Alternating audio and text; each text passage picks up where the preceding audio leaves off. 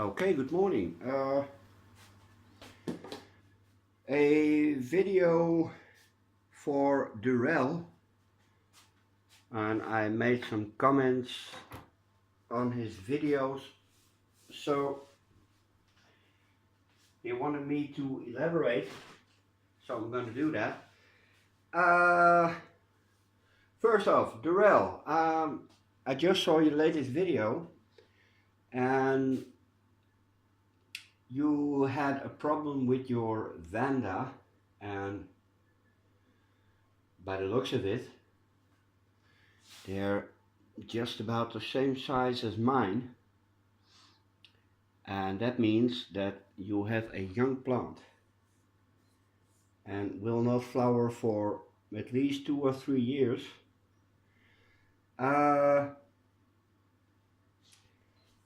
You see, these are, I have them a year now, and this is what they can do in a year. This, pointy stick and a little bit of flavor. This one and this one and this one have grown in the last year, so that's a reasonable good result, I think. Let me get the other one. Same again, these two and this one have grown this year, and if you see here, this one, there, that's a juicy new root, and that's the first new root I had in a few months, so it's springtime. You have these in waterculture, and now I'm gonna bitch about waterculture. First off, these like to dry out really fast, so after you water them, hang them in full sun if you have that. I have it at the moment, at least when it's sunny. Yeah, full sun, not direct, but I have some leaves here that is about to drop, but that's okay, it should do that. Waterculture. What I have against waterculture is, as I said, it's unnatural, and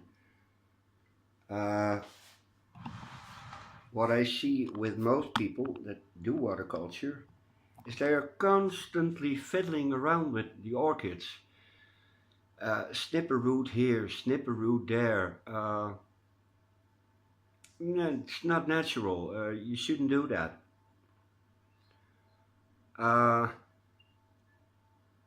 Yeah, I hate waterculture. It's not my thing.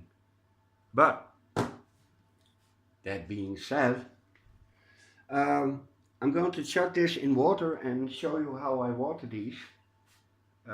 Just a minute. When I clean this, I use bleach a little bit and then flush it around so anything alive is dead. I have to be very careful because they are a little bit oversized, and they could fit in a teacup when I got them. Root wise, they didn't have much roots. So this is a CalMag and normal feed.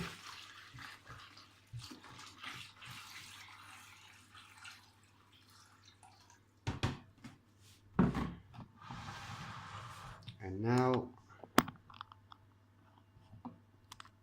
you can see the magic happen.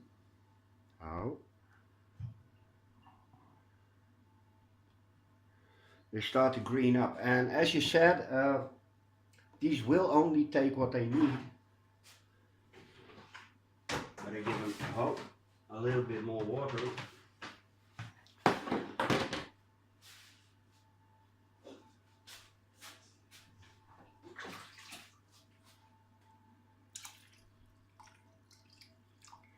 So now all the roots are underwater, and as you can see they start to green up, and now I wait until everything is bright green, at least most of it, because there are some root tips that aren't functioning anymore. But I'm not going to snip them off because they will come off eventually on their own. Oh. Yeah. Now I'm going to leave these for as long as it takes to make the video. Oh.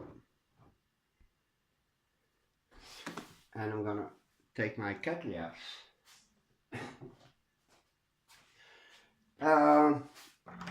I only have 2 cattleyas in pot, and most people have them in pots.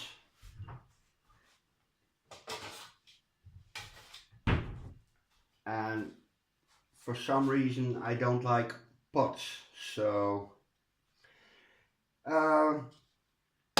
when you water these, they like to drain very fast, and I noticed you don't have holes in the pot. Now this one has been watered 2 days ago and it's still wet, and when I got this one I couldn't mount it because the roots wouldn't allow it, and what it had on roots it doesn't anymore. But yeah, okay, they see that's a new growth and it's producing new roots. So you can see here there's a little bit of green. This root is still, yeah, it's still firm, but this one is all mushy. This one is mushy, and that here as well. So that can come off, and that's the problem with keeping your cattleyas too wet. Oh yeah, I'm going to show you later. This one is also been watered 2 days ago. And you can see here, this root is very firm and white. You can see here green roots, and these are obviously dead. So this needs a repot. You can see here there's a little bit of new root growth, but not much further. It has produced a new growth, and yeah, these aren't drying off enough, fast enough, and most people have them in pots like this. This is my holy plastic pot, and they are too small for a big cat. But if you search around Roger's videos, he has a lot of cattleyas, and they are all in these kinds of pots. His are clay pots, but big holes, good drainage on the bottom, and nothing here, because if you fill this up with moss, you create a blanket, and the moisture from the pot wicks into the moss and then into the atmosphere, and that's taking too long, really. Oh, here, new growth. That's nice. It's a dormant eye, and that will sprout, I'm sure of it. Same with the path. This has been watered 2 days ago. Oh, yay. This is a green Paphiopedilum, meaning the flower is completely green. Uh, this is the old fan, sorry, and leaves are starting to go, but that's okay, it should do that. Um, here's a beautiful new growth, here's a beautiful new growth, and that will give me flowers in a few months' time. Um, this has also been watered 2 days ago, and yeah, the roots don't like light, but as you can see, I had it in a decorative pot, and I'm not going to do that again. It will have to suffer the sunlight on its roots because this is wet. And if you look at orchids, yes, I'm promoting, um, he has these on a sand bed, a hot sand bed, just to dry them off quickly. These don't like to get wet or soggy, evenly moist, whatever that may be.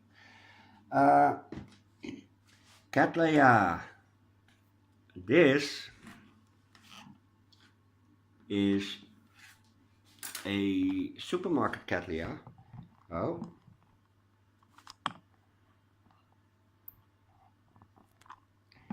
And this is how I like to grow them.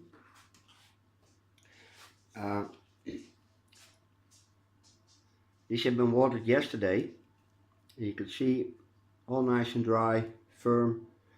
I have some root tip loss, but yay, that's my environment. And I have a fogger now, so, and as you can see, oh, it's drilling itself into the board. So with a little luck, this one has attached itself. New growth. And remember, these guys are slow, even when they're fast. They're punching through the board. Not too happy with that because they will crack it eventually. And yeah, this is my own growth. This is what I had. It's doing good. Great, even. Same as with this one. This is a Lelia Cattleya, final blue. It has blue flowers. At least that's why I bought it. This took a while before it took root. As I said, these are slow. And I got this one in the last year and this one. And these get dunked every 2 days. I just put them in a bucket. Make sure there's no water here or here. Well, these can take a hit, but this shouldn't get wet. And this is how it grows. Again, it's drilling itself into the board. With a little bit of root loss, but yeah, that's normal. I'm pretty sure this happens in nature as well, so we can't all have enormous root systems. Yay.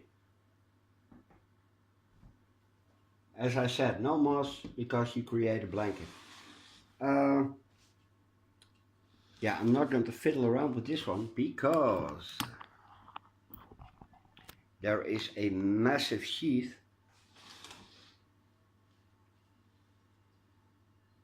and it's starting to plump,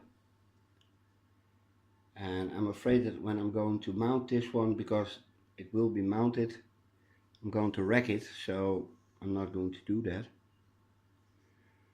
But yay, I hope this made a little bit of sense. And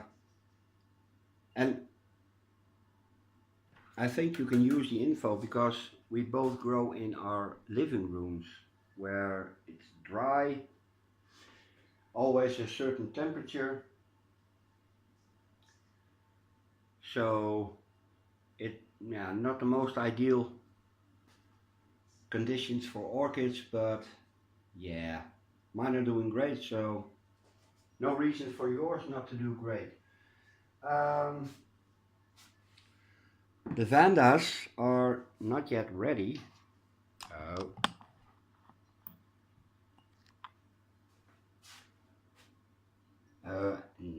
nice green. Okay. Oh,